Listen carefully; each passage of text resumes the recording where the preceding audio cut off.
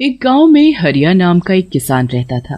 इस साल हरिया ने अपने खेत में बैंगन की खेती की थी और बड़ी ही अच्छी पैदावार हुई थी। एक दिन वो खेतों से पके पके बैंगन तोड़कर शहर की सब्जी मंडी में बेचने जाता है।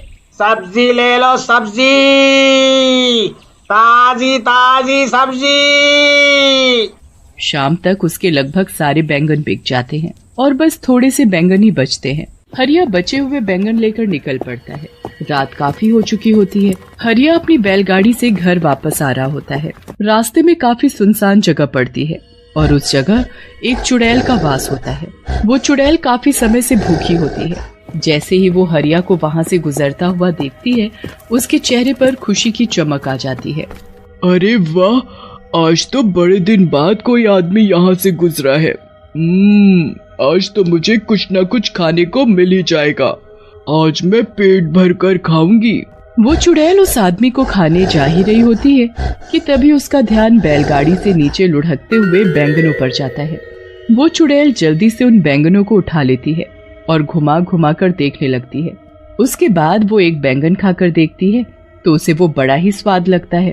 अरे वाह, ये तो बड़ा ही स्वादिष्ट है। ऐसी चीज तो मैंने पहले कभी नहीं खाई। चुड़ैल जल्दी जल्दी सारे बैंगन खा जाती है। अब उसके पास एक भी बैंगन नहीं बचता। चुड़ैल को और बैंगन खाने का मन होता है। वो सोचती है कि क्यों ना उस आदमी की बैलगाड़ी में बैठकर उसके साथ ही चली जाए। ऐसे उसे उस आदमी के पास और भी बैंगन मिल जाएंगे। वो जल्दी से हरिया की बैलगाड़ी में चढ़कर बैठ जाती है। हरिया को बैलगाड़ी में एक झटका सा महसूस होता है। वो जल्दी से पीछे मुड़कर देखता है तो उसे कोई भी दिखाई नहीं देता। अभी अभी मुझे ऐसा लगा कि मेरी बैलगाड़ी में कुछ भारी चीज गिरी है, पर यहाँ तो कुछ भी नहीं है। हरिया को वो चुड़ैल दिखाई ही नहीं देती और वो बैलगाड़ी लेकर आगे चल देता है। चुड़ैल बैलगाड़ी में बैठकर हरिया के घर तक पहुँच जाती है। हरिया तो घर के अंदर चला जाता है, पर चुड़ैल आंगन में ही रह जाती है और सबके सोने का इंतजार करती है। लता, अरे ओ लता, जरा एक गिलास पानी तो लेकर आ। अरे आप आ गए, मैं अभी पानी और खाना दोनों लेकर आती हूँ। जब तक आप मुंह हाथ धो लो। खाना खाकर सब सो जाते हैं। उसके बाद चुड़ैल उनके घर में आकर बैंगन ढूंढने लगती है।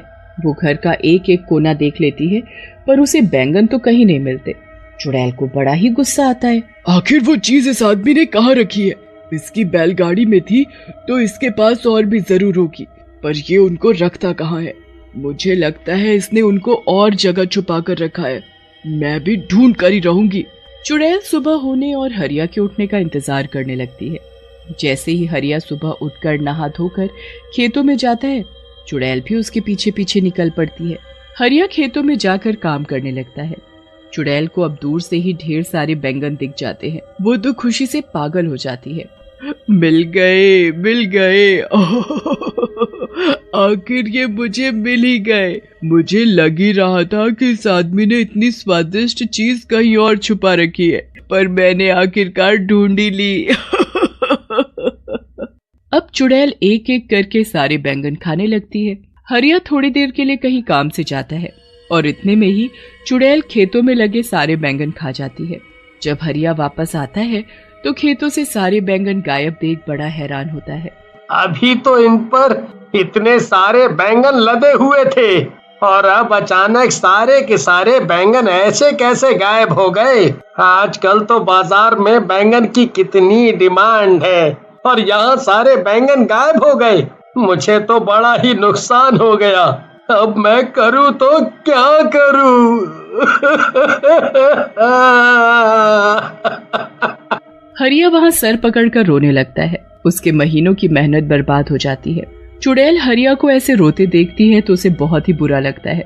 उसे समझ ही नहीं आ रहा होता कि अब वो कैसे सब कुछ ठीक करे जिससे हरिया का कोई नुकसान ना हो। मेरी वजह से इस भले आदमी का इतना नुकसान हो गया।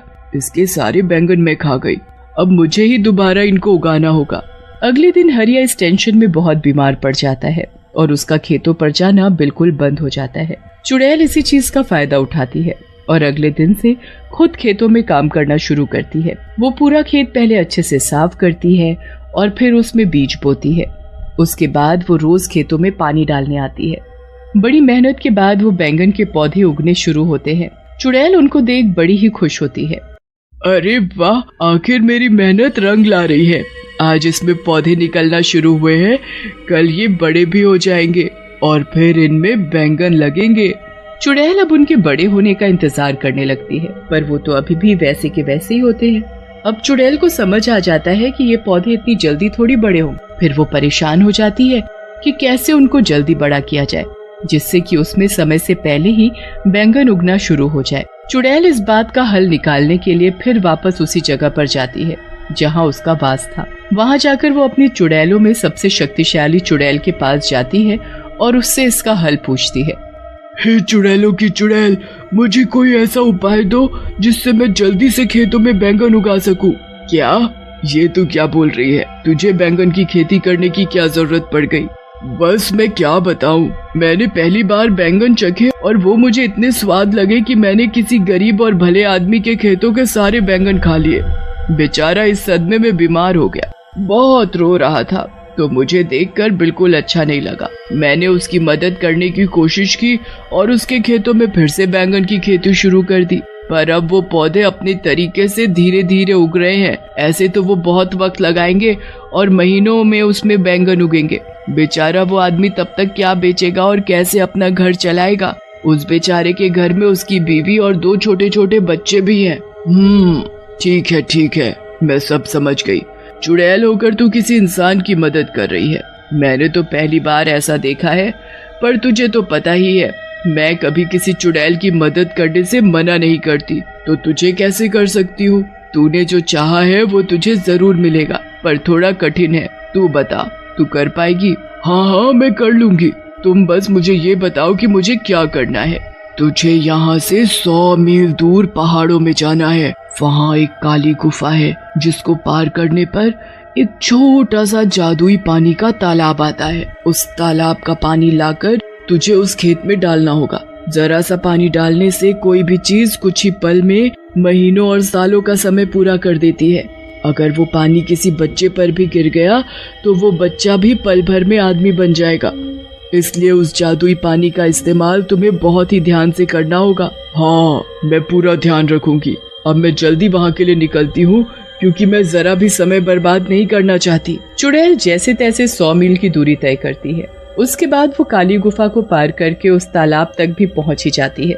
वहां से जादुई पानी भरकर चुड़ैल सीधा अपने बैंगन के खेतों में पहुंचती है और थोड़ा थोड़ा पानी पूरे खेत में छिड़क देती है। उसके बाद चुड़ैल वहां से चली जाती है। अगली सुबह जब चुड़ैल वापस आकर देखती है तो चारों तरफ बैंगन ही बैंगन लदे होते हैं। अरे वाह, आखिर मैंने बैंगन की खेती कर ही ली। मैंने इतने सारे बैंगन उगा ही दिए।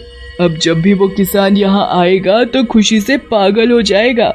उसके बाद उसे बस हरिया के खेतों में आने का इंतजार रहता है।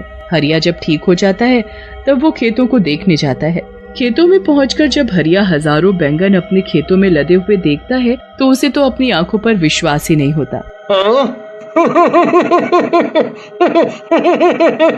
कहीं मैं सपना तो नहीं देख रहा? पहले मेरे खेतों से सारे बैंगन अचानक गायब हो गए, फिर उसी खेत में इतने सारे बैंगन अचानक से उग गए। अरे वाह, मुझे मेरे गायब हुए बैंगन वापस मिल गए। हरिया सारे ताजे ताजे बैंगन तोड़कर टोकरों में भरने लगता है। धीरे धीरे करके सारे टोकरे बैंगनों से भर जाते हैं। हरिया सारे टोकरे अपनी बैलगाड़ी में रखता है। घर जाकर लता को सारी बात बताता है। लता तो ये बातें सुनकर चौंक ही जाती है। उसे हरिया की बात पर बिल्कुल यकीन नहीं होता। मुझे लगता है आप पागल वागल हो गए हो। अरे भगवान, मैं कोई पागल वागल नहीं हुआ हूँ। तू चलकर अपनी आँखों से देख ले। लता जब बाहर जाकर बैलगाड़ी देखती है तो वाकई में बैलगाड़ी बैंगनों के टोकरों से भरी हुई होती है।